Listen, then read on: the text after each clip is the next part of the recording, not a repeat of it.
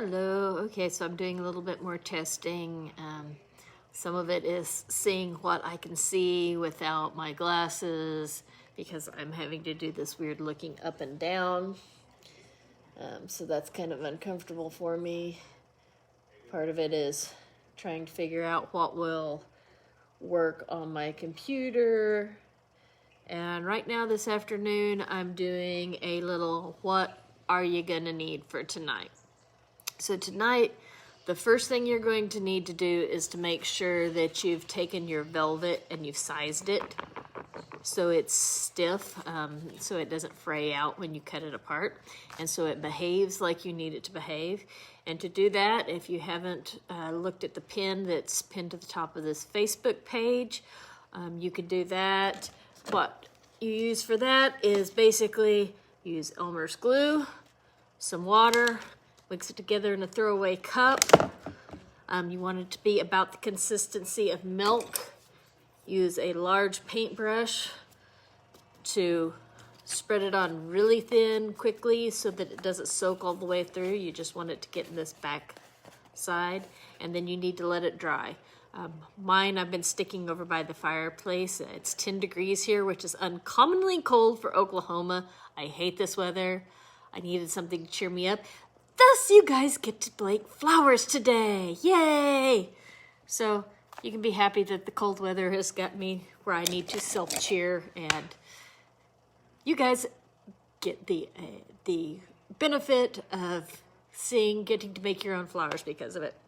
So glue, water, cup, size your fabric. That needs to be done here pretty soon because it takes it a little while to dry. Unless you want to sit there and use a hair dryer to dry it, you can do that, but you can't just throw it in the dryer because then it like glues itself to each other, and that's bad thing. So, but you can use a hair dryer to speed up the process. Next thing you need to do is find some wire. I have got a couple of kinds of wire that I use.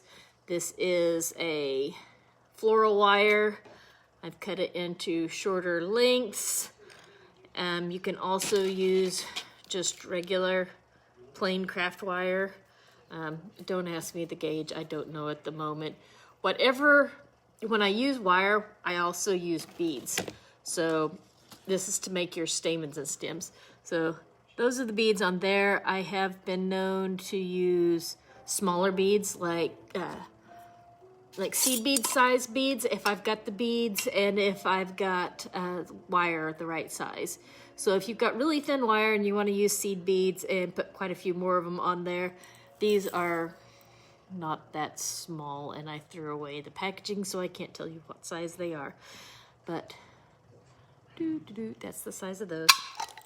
So you're going to either need, you haven't got to have both, you need something to make this middle part.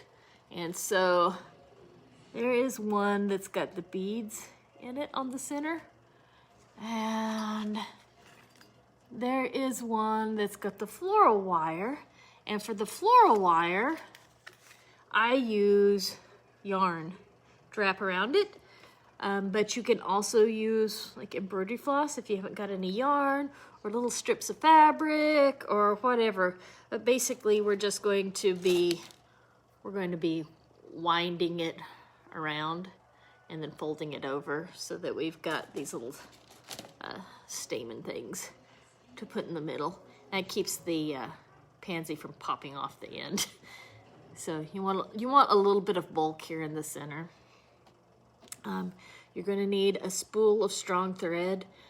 This is a spool of silk thread that I use for everything because I've got a pretty good supply of silk thread. So I just use black silk thread usually.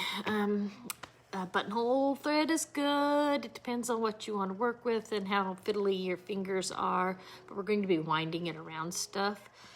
So you do need to get your thread, get some thread that you can pull on that'll put up with a little bit of tension when you're pulling something tight. So pick a thread or a really fine yarn or a crochet thread or something like that. You don't want too much bulk but you're going to want something that's not going to immediately snap when you pull something tight. So what else do we need? I use some different sizes of Sharpies. It doesn't matter. If you were doing this period style, you might get a little piece of felt and dip it in some ink rather than using Sharpies. Basically, that's what a Sharpie is a piece of felt that's been dipped in ink. And I use that to add the color on there. And this one was done in purple. So I'll use that to do that. Now on the dark, I haven't got any white Sharpies or lighter color Sharpies that show up. So like on this one, that is paint. And that particular one was done with my watercolors. And, woo, I opened the watercolor box upside down. That wasn't good. It just made my paintbrushes go everywhere. So, watercolors. This isn't an expensive box of watercolors. It might take a few layers to get it the color that you want, but it's not an expensive box of watercolors. It's just one from the craft store that happened to be in a metal box because I do mostly 1880s stuff, and the metal box works out pretty good for me there. So that's my period craft box of watercolors. If you haven't got watercolors, if you've got like this type of paint, this works too. I've used this too. You're gonna have to mess with it a little bit. You might want to put a little bit of water in it, thin it down a little bit. You don't want it globbing up places, but you want it to kind of even out. So you might want to thin it down a little bit. But this kind of paint works, or watercolors work. You probably want one or the other of them. Not all of my flowers have the paint on them. So yeah, this one hasn't got any paint on it. It's just Sharpie. I always use my velvet. Is going to be, most of the velvets I use is going to be a cotton velveteen, or a cotton velvet, or rayon velvet, or an acetate velvet. Or silk velvet. You can also use silk, but I don't generally have a whole lot of options in silk velvet. And I did have quite a bit of velveteen and rayon and acetate, or velvets and velveteens and rayon and acetate and cotton. Keep in mind, acetate and rayon are cellulose fibers that have been broken down. So basically, cotton is a cellulose fiber. So we're not looking at plastics here. They don't show up plasticky when you get them made up. And that's something that I really hate to see, that put all the work into something like this and then it's got that shiny plasticky look. So I kind of stay away from that. What else are you going to need? You want scissors. I have 2 sizes of scissors here. You're going to want a pencil or a lighter colored pencil. Oh, there it is.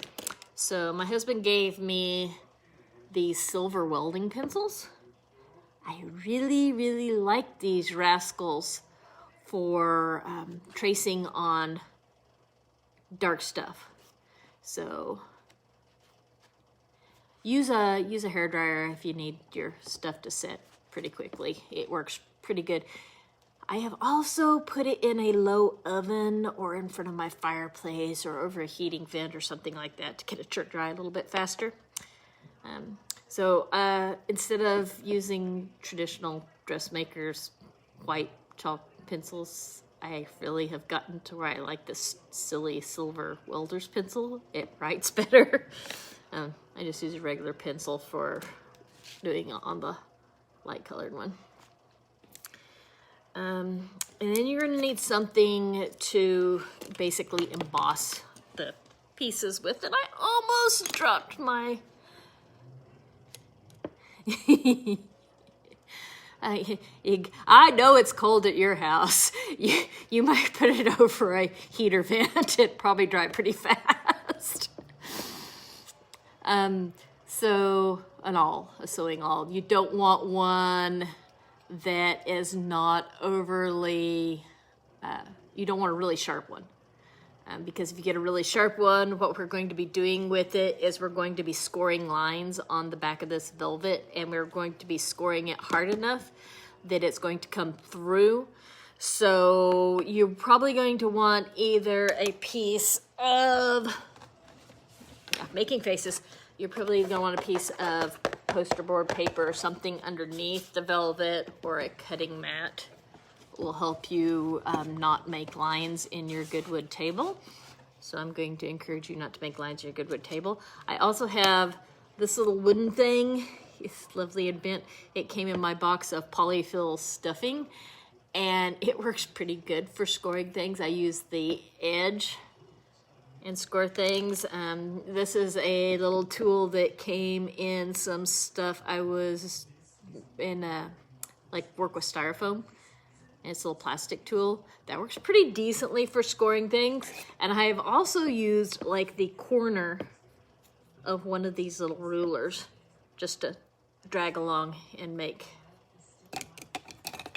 the scores on there. And that's part of what gives these little guys their depth, because they've been scored on the back, and then it kind of shows through up in the front, and it makes them look more real. I mean, it really, really helps make them look a lot more real. So, something to score the petals with. If you have florist tape, I haven't been able to find decent florist tape lately. Some of the back of these have florist tape at the top here.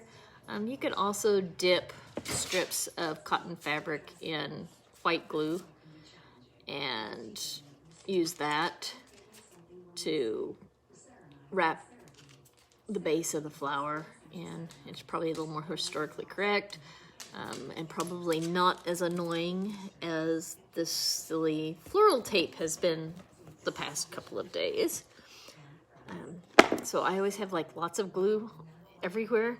So two of the kinds of glue I like, this is Yes Paste, and this is Aleene's Techie Glue, and these are both really good and fairly tacky, fairly quick, and so I use them like to make the thread ends lay down, or to make the start when I'm wrapping the stamens with the yarn, stuff like that. So those are some of the things that you might need. Oh, don't forget to print off the pattern for the flowers, and it'll also have a pattern on there for a little violet, which is kind of fun too. And Saskia is playing with my computer. If anything gets really typed weird, she's helping me. There was little doggy feet on my computer sitting here to the side. The husband bought the silver pencils, bought a whole big box of them because he needed them for welding. And he goes, would you like to have one of these? And I'm like, sure, I'll try it. I'll try anything once. I like tools. I like gadgets, tools, and all that fun stuff. And yeah, I really like silver welder's pencils. Very much. So yeah, that's a new thing that will have to be permanently in my stuff. What else do I need to tell you about to get ready for tonight? That's probably it. We've done wire, we've done prep the fabric for use, we've done scoring things, we've done scissors, we've done make sure you've got some sturdy thread, we've done wire, we have some paints, glue. Have a damp rag or a wet wipe or something like that handy, because I invariably get glue on my hands and then I need to wipe them real quick. So always underneath my table, I usually have either a canister of wet wipes or a damp rag hanging over the edge of my little trash can, because my fingers get sticky and then they stick to things that they're not supposed to stick to. So that's a nice thing to have on hand when you're doing this. And I think that's about it. I've got a leaf. I'm playing with doing leaves for the pansies. And they turned out pretty decently too, I think. So I haven't got a pattern for these yet. When I get one, I'll upload it. But I think they're gonna work out pretty good. I think they look just about right. So, and that was with some green velveteen. I do notice that the cotton velveteen, if it's a looser weave, you need to put a little bit heavier coat of the glue mixture on the edge. This white one, I had to go back around and paint the edges of it with some thin down glue to keep it from raveling out. So I think that's pretty much the things you're going to need for tonight, and I'll see you later. Everything seems to be working okay, so bar any horrible catastrophic electronic failures, which are sadly not terribly uncommon at my house, I should see you at 7 o'clock sharp. See you tonight. Bye.